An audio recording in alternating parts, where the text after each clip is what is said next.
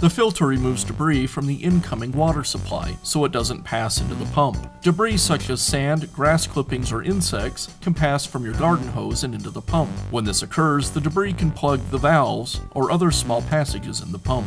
The filter should be occasionally cleaned and replaced if it is damaged or missing. Replacing the filter is a repair that you can do yourself, and I'm going to show you how. Hi, I'm Mark Socha.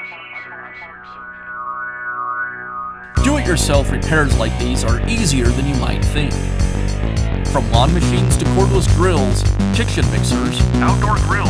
our how-to videos walk you through each repair from start to finish.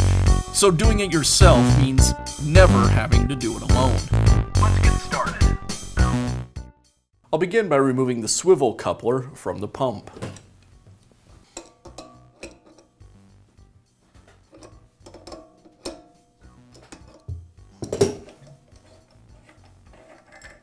With the coupler removed, now I can remove the filter.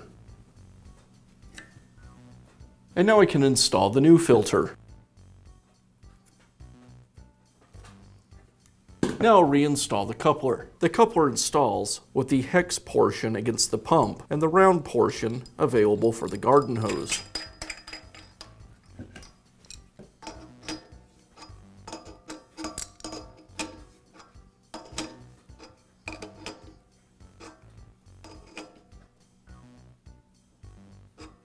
And that's how easy it is to replace your pressure washer's filter. Be sure to check back often for new videos and expert advice. If you found this video helpful, give us a thumbs up.